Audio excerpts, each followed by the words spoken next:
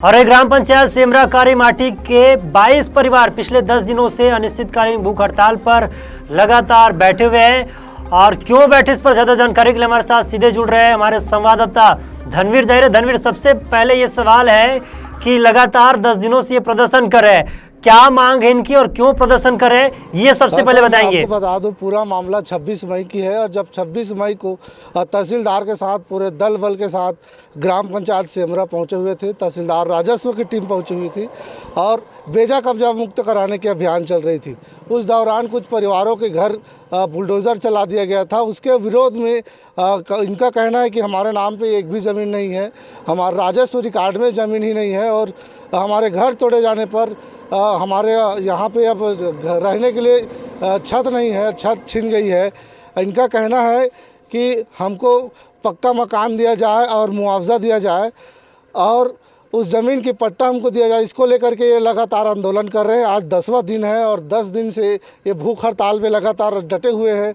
और देखा जा रहा था कि 8वां दिन प्रशासनिक अधिकारी भी यहाँ आए हुए थे, एसडीएम आए हुए थे, एसडीओपी साहब आए हुए थे और इनको कई समझाइश भी दिया गया। क्या कुछ है जानेंगे कि एसडीएम मैडम जब यहाँ पे आए थे तो क्या कुछ कहा था उन्होंने। मैं राजेश्वरी कुर्रे सेमरा कारी माटी में रही था। एसडीएम आ रही था, कही सेवा की एमा हमन के हाथ नहीं है, देहे के पट्टा उट्टा देहे के हाथ नहीं है, ऐसे कह के बोली से। और क्या कुछ आपको बोला गया था उनके द्वारा? और वो बोली सेवा कि तुमन धंधा पर भूख हड़ताल ला तुमन हटा देवा कह के बोली से। और फिर रात के हमन के ऊपर अत्याचार भी करी से, हटाए के बहुत कोशिश करी से, फिर भी हमन नहीं हटे हैं। हमन के मांग है, ये मांग है कि हमन के जो हमन के घर तोड़े गए है ओकर पट्टा और मुआवजा, जितना हमन के साथी है 22 परिवार के साथी है उतना जने के पट्टा और मुआवजा टूटे तेकर घर के। अच्छा, कब तक यदि आप लोगों की मांग पूरी नहीं होती तो कब तक अनिश्चितकालीन हड़ताल पे लगातार आप लोग डटे रहेंगे? जब तक हमन के मांगे पूरी नहीं होही तब तक हमन डटे रहिबो, उतने से भूख हड़ताल में बैठे रहिबो। यहाँ पे भूख हड़ताल में बैठे हैं, हम उनसे सीधा आपको बात कराने की कोशिश करते हैं कि उनका क्या मांग है और किस मांग को लेकर के वो यहाँ पे धरना स्थल पर बैठे हुए हैं, सोए हुए हैं। आज 10वां दिन है, 10 दिन से ना उन्होंने कुछ खाया है और ना कुछ मेडिकल रिपोर्ट के अनुसार कुछ पिया है। कैसा लग रहा है आपको और किस लिए आप यहाँ पे आंदोलन कर रहे हैं? मेरा नाम कच्छ राम कुर्रे है। मैं ग्राम कारी माटी सेमरा से में रहता हूँ। मेरे पास मकान नहीं है, पर मैं ये मकान 30 साल से मैं वहाँ था और मेरा मकान तोड़ दिया गया और बिना नोटिस के तोड़ा गया है। तो मैं जाऊँ तो जाऊँ कहाँ? बस मेरा यही मांग है शासन प्रशासन से कि मुझे पट्टा और मुआवजा दिया जाए। यदि आपकी मांग पूरी नहीं होती है तो क्या कुछ आप आगे आंदोलन अभी करेंगे? यदि मेरा मांग नहीं पूरा होगा तो मैं यहीं मर जाऊंगा, मगर मैं अपना वादा नहीं तोड़ूंगा। कितना दिन हो गया आपको अभी हड़ताल में? ये मेरा 10 रोज हो गया। 10 रोज। कौन कौन से अधिकारी यहाँ पे आए हैं, आपको क्या कुछ बोले? और समझाने के लिए तहसीलदार आए थे और एसडीएम आए थे। वो समझाने वाली बात है, तो क्या समझाएंगे वो लोग? मेरा तो कोई मजबूरी नहीं समझ पाया तो क्या समझाएंगे? जब मेरा मजबूरी समझता तो मकान भारत सरकार में दिया है कि रोटी कपड़ा और मकान, वो भी मेरा छीन लिया तो क्या क्या समझाएगा वो?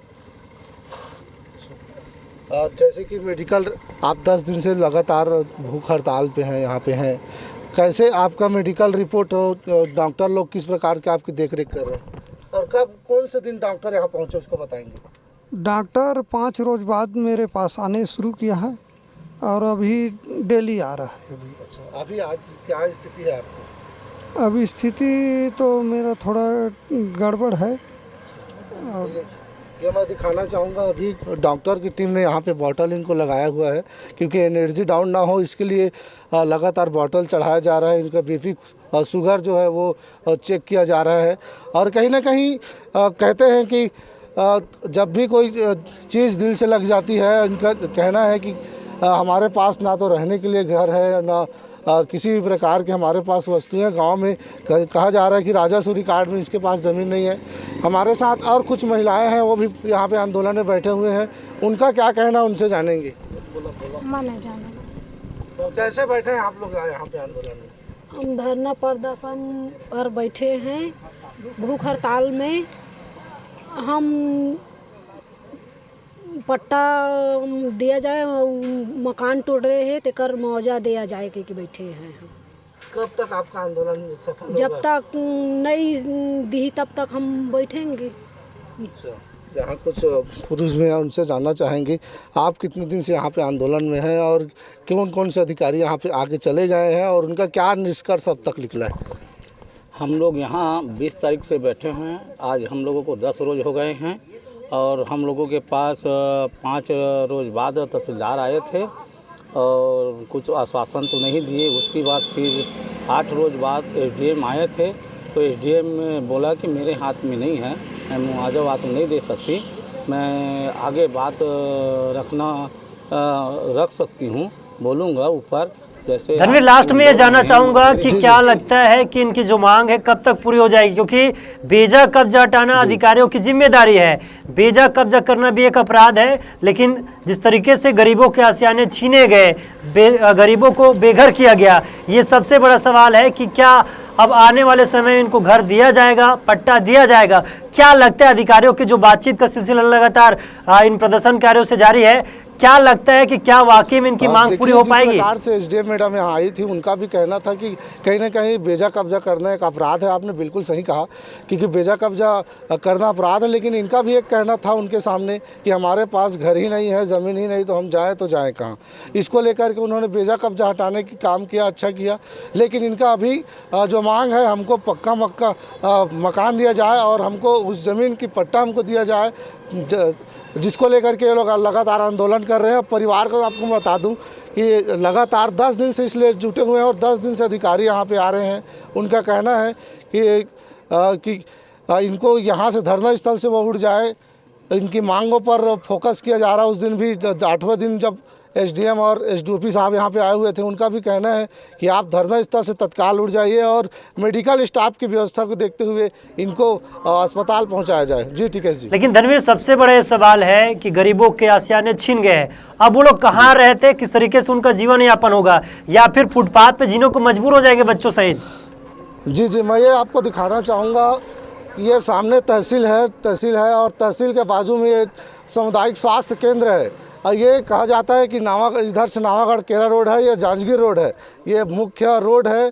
और रोड के साथ साथ कार्यालय के कुछ ही मीटर पे इन्होंने अपना कैंप बनाया हुआ है, धरना स्थल बनाया हुआ है और उस धरना स्थल पर वो धरना दे रहे हैं। भूख हड़ताल पे, अनिश्चितकालीन भूख हड़ताल में बैठे हुए हैं। ये कहीं ना कहीं एक सोचनीय विषय है कि अधिकारियों के कार्यालय के कुछ दूरी में इन्होंने कैंप लगाया हुआ है, लेकिन इन्होंने जो बात कही है उनको सुन करके भी अधिकारियों के कान खड़े नहीं हो रहे हैं। ठीक है धनवीर, तमाम जानकारी के लिए आपका बहुत बहुत शुक्रिया। लेकिन ये बड़ा सवाल है कि लंबे समय से अगर कोई व्यक्ति वहां रह रहा है, अगर उनको हटाया जाए तो सबसे बड़ा ये सवाल होता है गरीबों के सामने कि वे जाए तो जाए क्या फुटपाथ पर जीने को मजबूर हो जाएंगे?